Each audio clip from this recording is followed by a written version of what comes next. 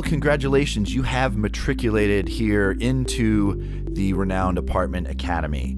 And the Apartment Academy podcast we do here is the multifamily industry's only operations-focused podcast, which features insights from industry leaders, investors, vendors, and technology providers. If you invest in multifamily real estate or you're involved in the day-to-day operations of apartment buildings, we are your source for efficient operations and maximizing your ROI. And I'm your host, the Dean of the Apartment Academy, Daniel Cunningham.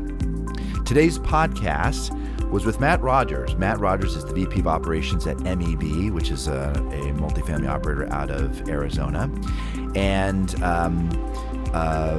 Matt's discussion today really focused on the culture of MEB and the people at MEB and how that plays such a key role in their success. Operating apartment buildings feels like it is about collecting rent. Matt will make a strong case for you today. It is about keeping on-site employees happy so that everything else happens as it should. Here he comes, Professor Rogers. Hi, Matt. Welcome to the podcast. Thanks, Daniel. Absolute pleasure to be here with you. We'd love to hear some of the origin stories of our guests, of our professors here at the hallowed halls of the Apartment Academy. And you have an interesting one. So let's just, before we want to learn about MEB and the great things you guys do in this industry, but let's start with you a little bit. Like, how did you get started in this industry? Share a little bit about that with those that are listening. Yeah, so I'm been very fortunate to have a great little upbringing in the industry, if you will. My mom, Mary Rogers, is an industry titan in Phoenix, Arizona, and she did everything in her power to try to keep me out of multifamily, and including starting me at the ripe age of 13 and turning units and being a porter during the summer months. And I think I was making a whopping, $1.50 an hour back then. Obviously don't tell the labor department recorded, that, but yeah. So, I have, that's right. Yeah. Sorry about that, Mom. But yeah, I had this unbelievable opportunity to experience multifamily kind of at every level. You really starting out, really knowing nothing, and just getting to show up and see kind of how things worked kind of day to day. It was really neat. And I did that every summer in between, kind of call it 13 up until, I moved off of the maintenance side and into the leasing world. And I fell in love kind of with, the cool, unique things that multifamily operators get to do every day. And then it really became kind of tenfold when I showed up one summer, and lo and behold, there wasn't an open maintenance position. And man, talk about a wonderful problem to have in today's world, that there were no open maintenance positions. And so I got the opportunity to go into leasing. And I distinctly remember leasing my first apartment and thinking how unbelievably cool it was to help people find their home and really kind of meet their needs. And ever since then, I've loved every day kind of the cool, unique things we get to do in this world. It's great. It's unbelievable. Yeah, I guess that will be one of the legends that the older of us in the industry will tell. The days when there used to be no maintenance positions available. Back in my day, you couldn't get a maintenance job. Yeah, it's a little different now.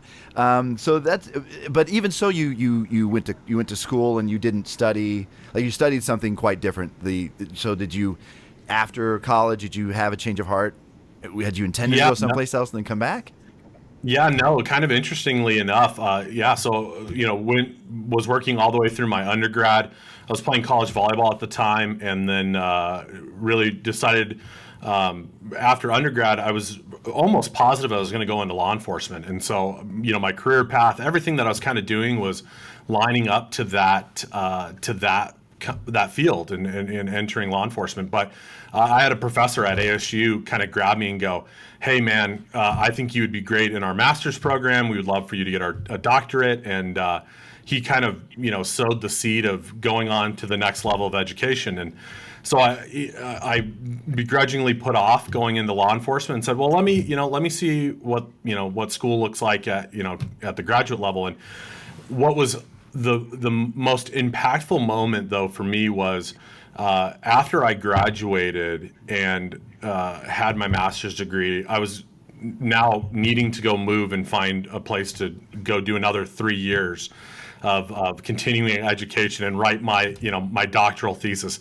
And I'll tell you, there were a couple days in my master's thesis that I almost threw my computer out the window because it was just so intense. But really, that the culmination of all of that came down to I missed the people. I missed working with and engaging and selling and talking with residents. And I know that's kind of, pie in the eye and a little silly, but I miss that connectivity that we all take for granted. And I think we all are missing right now, especially 2 years into the pandemic. But I really miss that. And again, I went back after graduating and I was looking at schools and I was applying and I was going through that process. And I realized, man, I love this industry. I love what I do too much. And I always said, I'll go back and get my doctorate when I retire.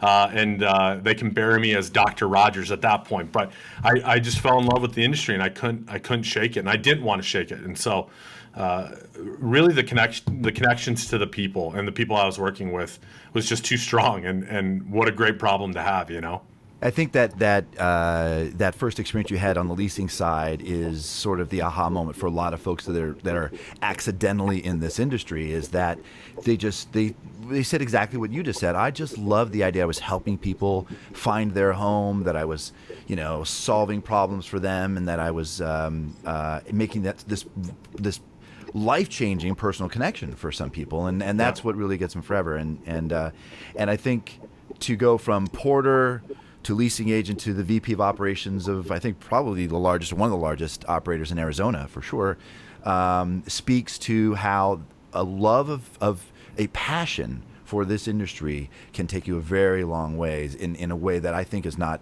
common in other industries. So I love your story and love sharing it. Tell us a little bit about MEB. I mentioned you guys are, operating in Arizona. Clearly, maybe you operate outside Arizona. I'm not aware of. Number of units, types of. You guys represent a large, disparate property types. Talk a little bit about that so we understand your company a little better. Yeah, again, MEB is an unbelievable company. I'm proud to be part of that organization. So MEB stands for Morrison, Eckery, and Bart, and it was started by three absolutely fabulous, wonderful women who just felt like they could do operations better. They can create a wonderful company and culture that approaches multifamily operations in a unique way. And I got to tell you, they've done that. And so.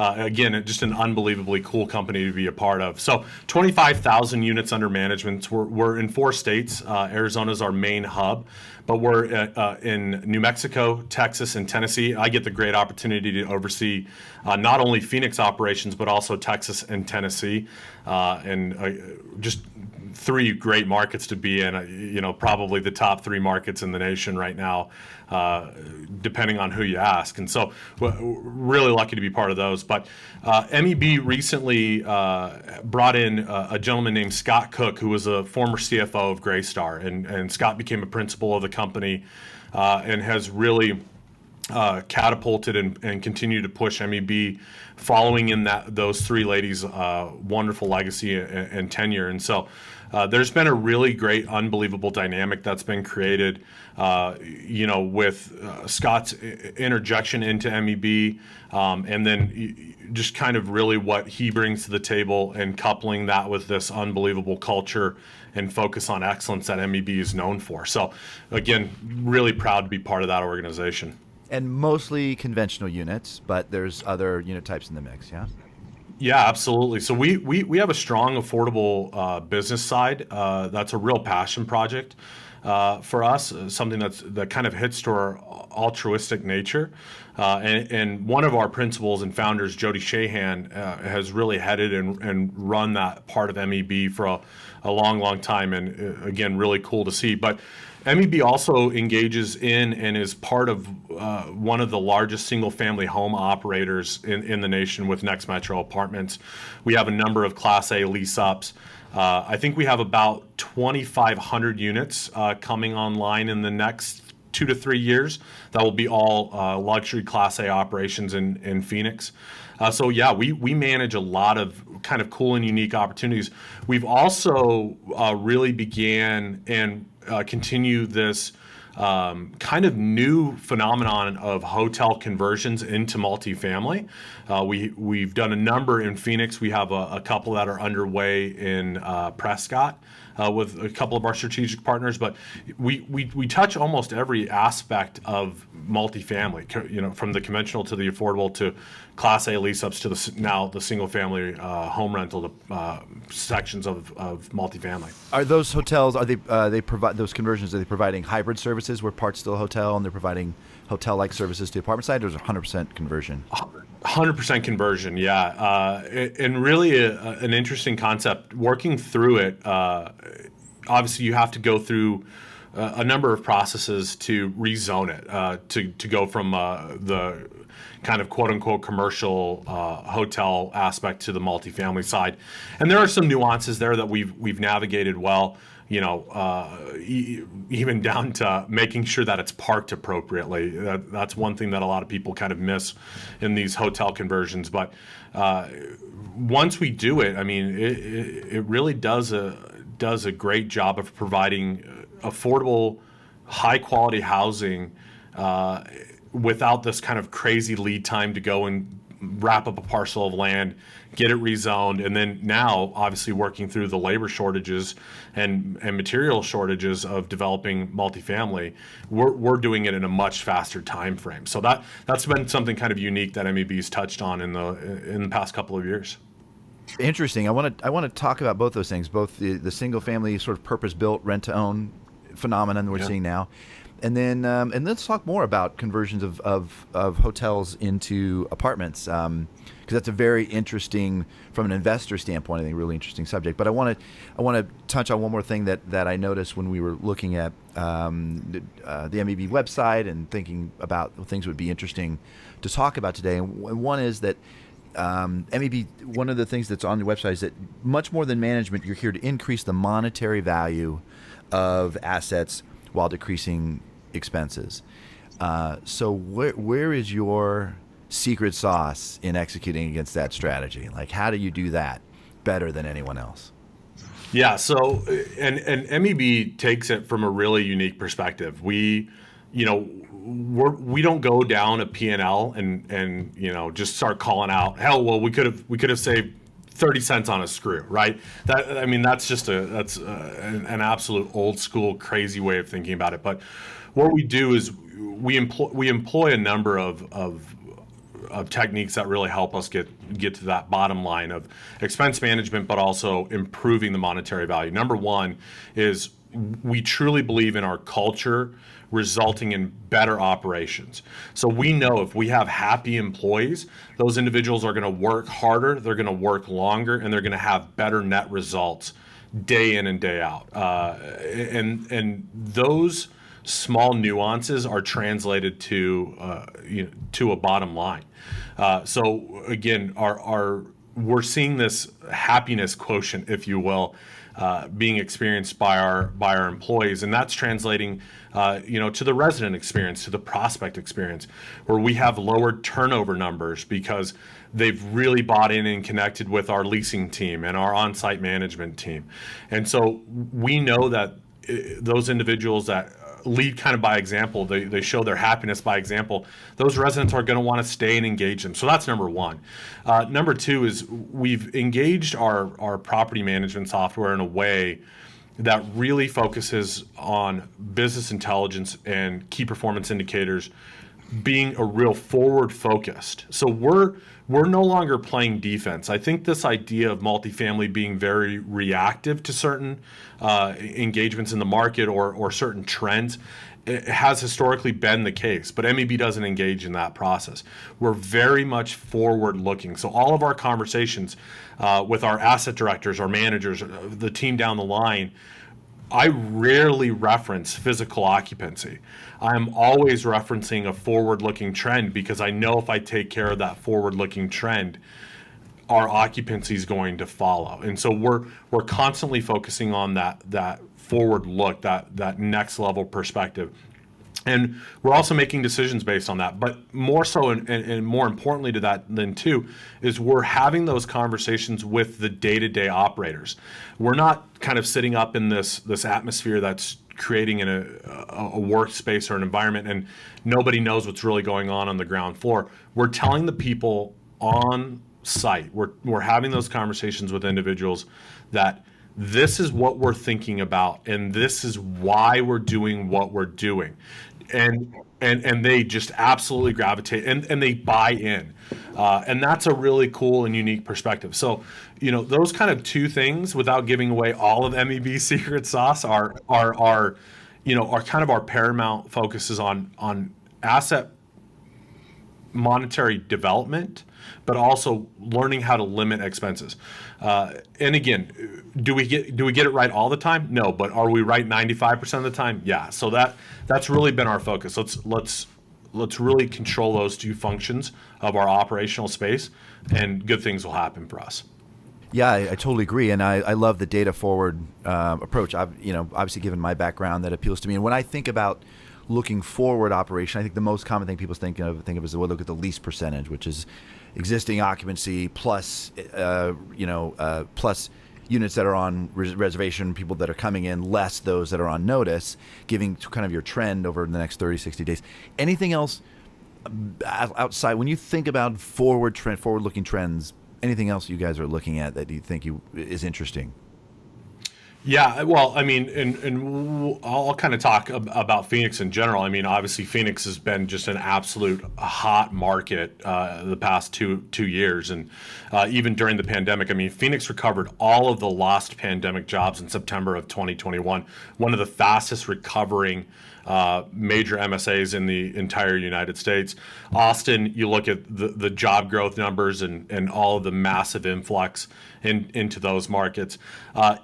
We really kind of track and watch those macro level trends and try to pivot and adjust appropriately. So as an example, I had a call with a number of my direct reports, asset directors, and we were talking about rent projection growth in Q3 of this year and what those looked like and did they align with our budget understanding. We had this conversation on Monday, and that, again, really talking about how we're going to view the next 60, 90, 120 days, 6 months out, how we're going to prepare ourselves to overcome potential hurdles, challenges that we might see. Are we going to see some slowdown in the net migration number?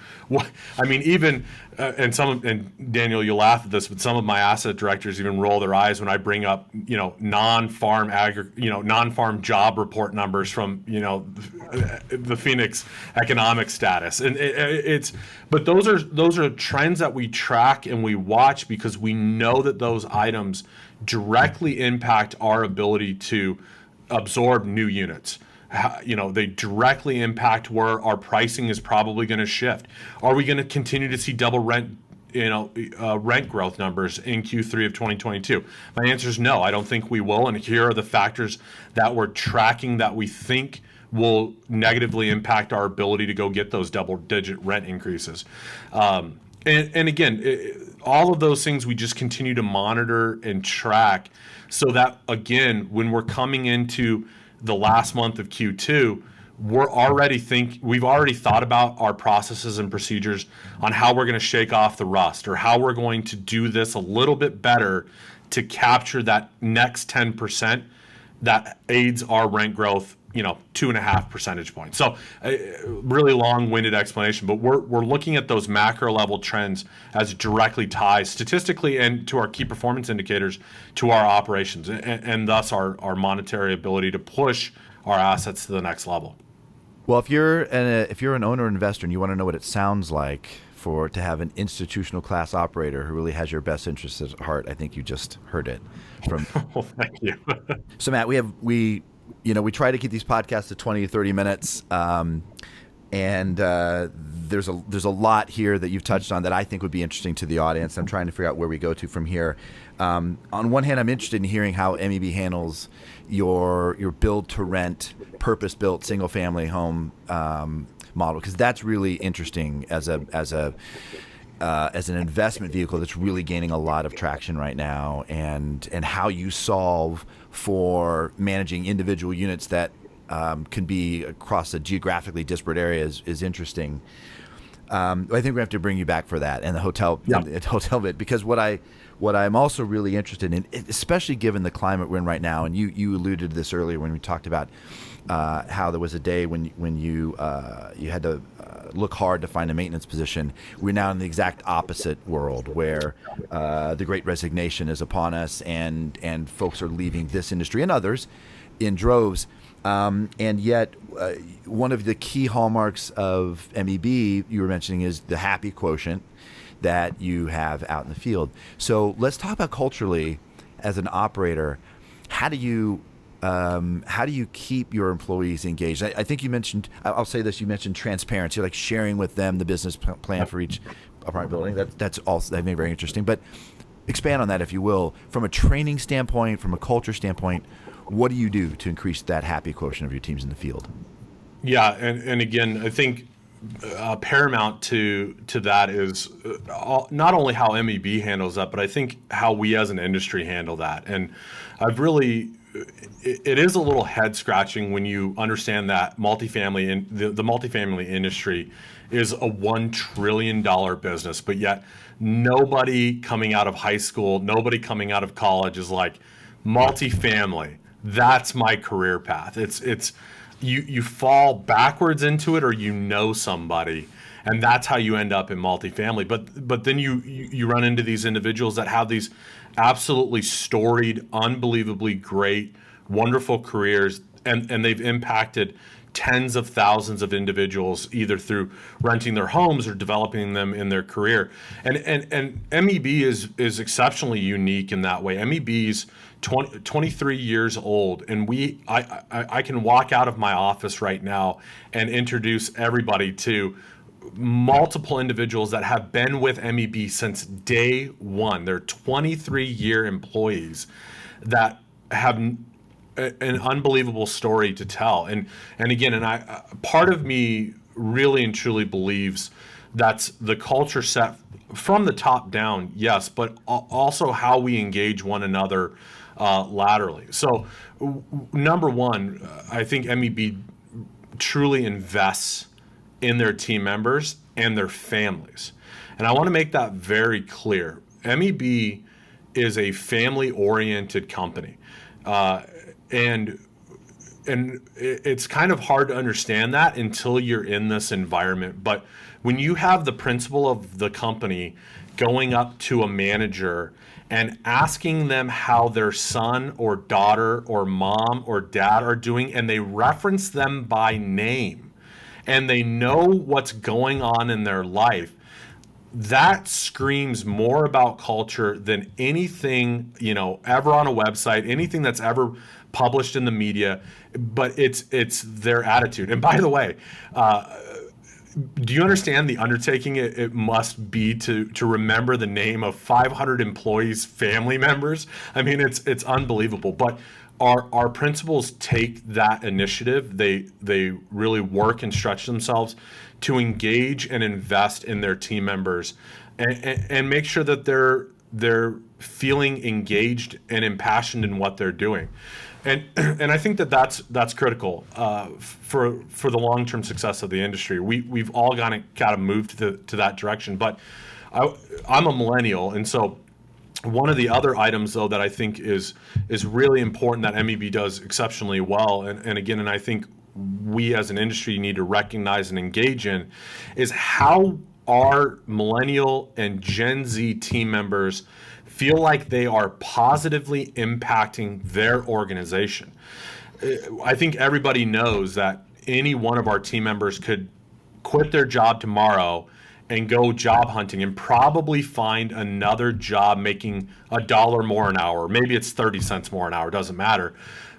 But the thing that keeps our employees with MEB is they have a real sense of pride and ownership in the company because they know that they're making an impact not only on their asset, not only on their residents, but also on our organization. We're extremely transparent. We're very open to suggestions. Before we roll out an initiative, it's vetted by a team of 36 individuals. And these are people that are going to have skin in the game. So if I want to roll out if I have a bright idea, I'm not rolling it out until 36 people absolutely tear it to shreds and tell me, hey, did you think about this problem? Hey, what about this? How do we roll this out and get our teams to buy in and really want to work this program well? And I'll tell you, that process makes me a better operator, makes me more thoughtful in my ideas before I even, make a recommendation or a suggestion. But most importantly, those individuals that are paramount to the rollout of this process have buy-in and have a voice, and they are heard, and they are valued, and they know that. And that's critical. That's something that a lot of people don't think. They think it's a top-down organization, and that can't happen. That's a fast way to lose some high quality employees. Wow. So that's a heavy bout of engagement. That's really impressive. And what about? Let's talk a little about. So you've got transparency. You have some real personal engagement at the senior levels within MEB. How about on the training side? Is there any component of this rely on training or processes that you guys have in place that makes it easier to operate on site? Yeah, so I think number one, for me, it's MEB really manages people. And we jokingly say kind of real estate gets in the way. We know that if we manage our people well, our people are engaged, they're provided the tools that are necessary to do their job not only well but really, really well. We know that we're going to be successful ultimately. But kind of talking about training our team members to engage our prospects and our residents is arguably one of the most important parts of training that I think kind of gets overlooked. And I'm not necessarily talking about selling an apartment. That's kind of the easy button, if you will, for engaging prospects and residents. But I want to talk about how we engage residents after they've rented. I want to talk about how we create a sense of trust and a sense of community. From the moment that they're going to tour the community, literally from the moment that they walk in the door, that first contact all the way through the remainder of their lease. And so we spend a lot of time talking about that. One of the things that I highly encourage our on-site team members to do is read 2 books. And these 2 books have really aided and developed me in my career as I'm doing this. But number one is The Greatest Salesman in the World, a guy named Og Mandino, an absolutely fantastic book, really gets you kind of thinking about your thought processes and how you engage. And then Nicholas Boothman, who wrote the book, How to Make People Like You in 90 Seconds or Less. And so really stressing those kind of 2 perspectives on getting people to buy what you're selling. It's not just the box that they're moving into, but they're buying you and your service. When their dishwasher goes down at 2 a.m., they need to have faith and confidence that if they pick up the phone and there's water leaking out on their floor, that your maintenance supervisor or your maintenance tech is going to show up and help them through their crisis. And so that's really paramount for us. And I think it translates well for our team members to have those training tools and those aids, and also the support, again, from the principal level down, that we've done it, we know how hard it is, and we're not going to make your life harder just because. We're going to find ways to provide you opportunities to make your life better while working. So Maybe it would be interesting to hear you address a couple of trends that have emerged as we've come out of COVID. I mean, God willing, we're coming out of it, because they sort of fly in the face of a couple things that I think you personally value very much. One of them is that I think for a long time we all told ourselves the same story that you just said, which is that when somebody moves into your community, they're moving in, they're buying you as much as they are the community, and yet we've seen the rise of virtual leasing take hold somewhat. We've seen bots answering leasing inquiries and making appointments, and sometimes even more advanced functionality. How do you feel about that trend, given the import that you place on the personal connection? Yeah, so and that is an absolutely wonderful question. So, providing a variety of leasing services for prospective residents has been a crucial piece of MEB's game plan in the pandemic. Understanding that the way we've always done it, and again, and I'm talking not MEB, but as an industry, How Mary would have done it. how Mary would have done it, how we engage in that sales process is not always right. I mean, look at how, and I'll use car examples, but look at how Tesla and look at how Carvana and CarMax has completely changed the process of purchasing a vehicle. You can buy a Tesla almost completely without seeing somebody. It's absolutely phenomenal. And what's important to understand is that this cookie cutter idea on how a prospect is going to rent an apartment is no longer the case.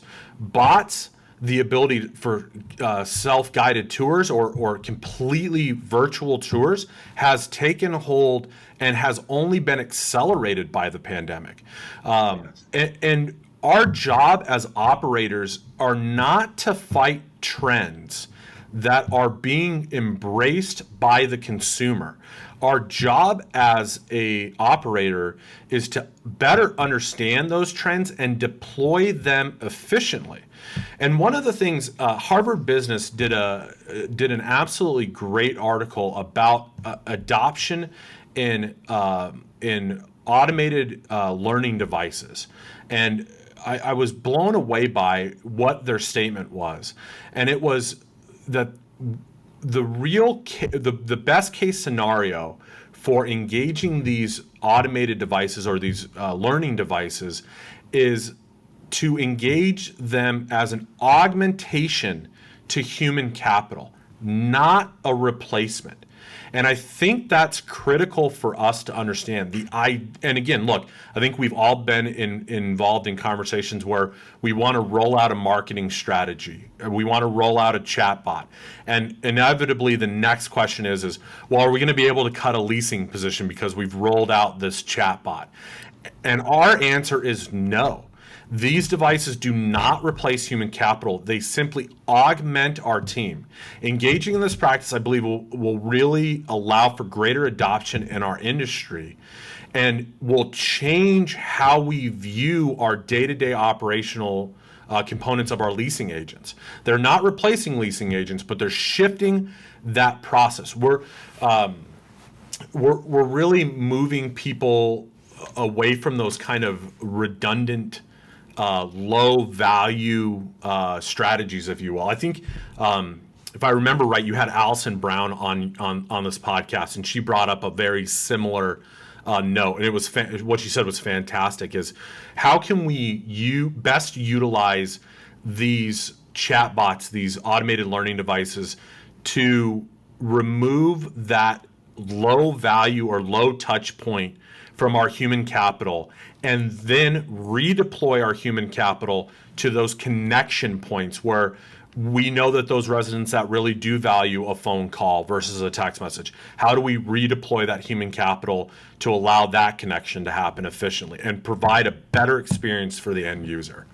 Yeah, bravo. I've heard that's expressed in a number of ways that, anything that if it's something that requires process, let a computer do it. If it's something that requires an emotional understanding, then you need a human to do that part. And there's a lot of emotionally charged matters in running operations that folks could spend more time with. So Sure. I agree with you totally.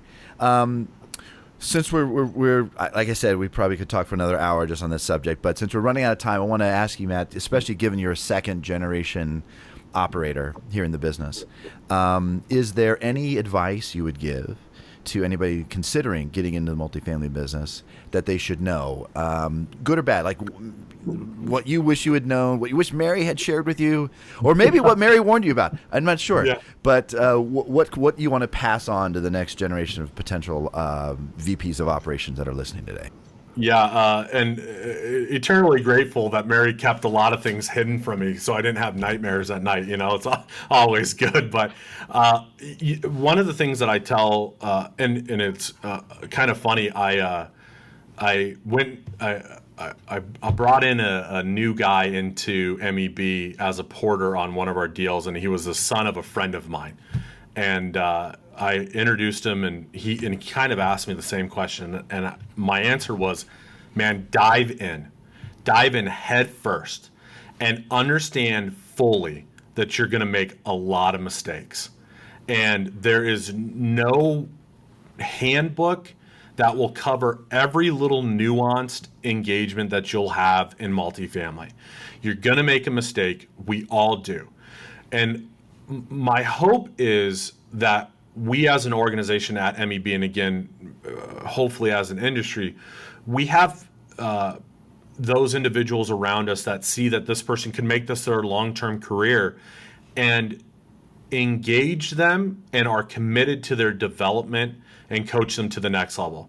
I was talking with a leasing agent that had just gotten promoted to being an assistant manager, and it was her last day with me in my portfolio. And she asked me, again, a kind of a similar question. And I said, look, the really interesting thing that happens as you progress through this is you shift what you're good at.